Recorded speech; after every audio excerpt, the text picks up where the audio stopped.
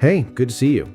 So, over the past few years, I've built kind of a routine around this, finding crypto platforms that are actually worth paying attention to, and seeing what survives real use versus what just looks good on paper. And for a while now, the thing I've been most focused on is a specific model, using crypto as collateral to borrow against it. Not trading it, not selling it, borrowing against it. There's one platform I've been running consistently for about few weeks, and today I'm going to break down what the collateral model is, how it changes the way I think about liquidity, and what separates it from just working on a regular exchange.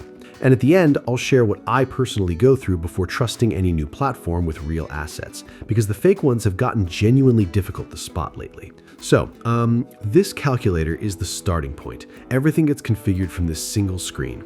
First thing I'm doing is selecting the asset I want to put up as collateral. And straight away, one thing worth noting, the asset selection here is broad, and it's the right kind of broad. Assets that actually carry volume in the market, not obscure tokens that nobody's trading. And practically, I can work with assets I'm already holding without needing to restructure anything first. And if the market starts moving in a direction I didn't expect, I have enough options to respond without being stuck.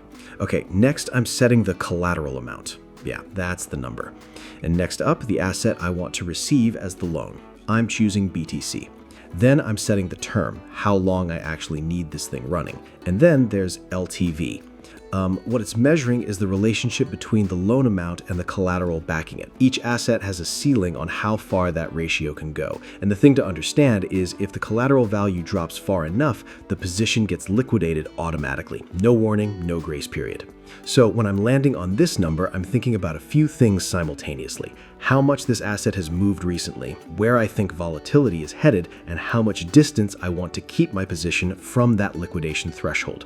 All right, I click proceed and we're on the next screen.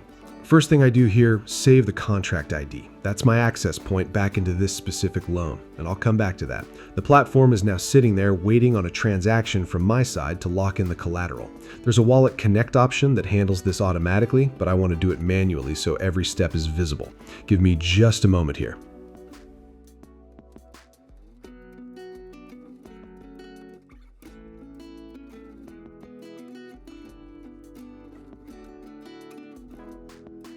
Okay, that's through. Transactions on the network. Platform will pick it up once it confirms. All right, confirmation's in, loan is approved. So this screen is laying up the full contract, every term, every figure.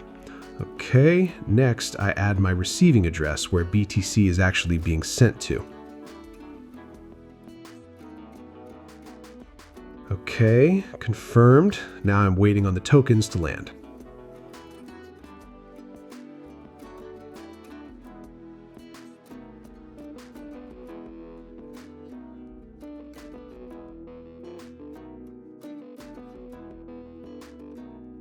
Good, balance updated, tokens are in, the platform has executed its side cleanly, and this screen I'm on right now, this is actually where the real work lives. This is the dashboard I come back to using that contract ID I saved earlier.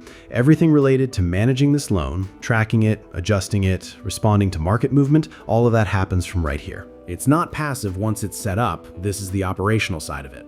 Okay, so now I want to step back for a second and explain what's going on here structurally, because I think when most people hear collateral lending, they either don't know what it means or they assume it's more complicated than it is. It's not. And the moment it clicks, it changes how you look at the assets you're holding. So the structure is this. I put tokens into the contract as collateral. They sit there, locked in, secured by the terms of the agreement, and the platform releases a loan in a different asset against that value. And here's the part that actually matters. The original tokens don't move. I haven't sold anything. I haven't reduced my position. I'm still fully exposed to wherever that asset goes from here. The contract holds both sides in place, and when I close out the loan and repay, the collateral comes back. Now think about what the alternative looks like.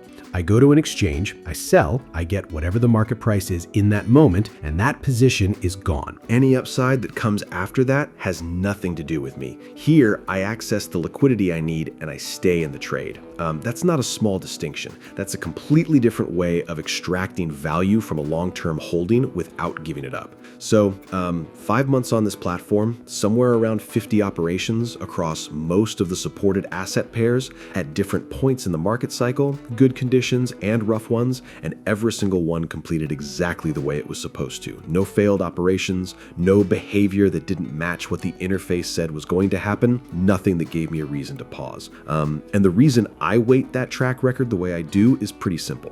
1 clean transaction is noise. 10 is a decent sign. 50 spread across different assets and different market conditions is actually a signal. That's the threshold I needed to reach before I was comfortable talking about this publicly.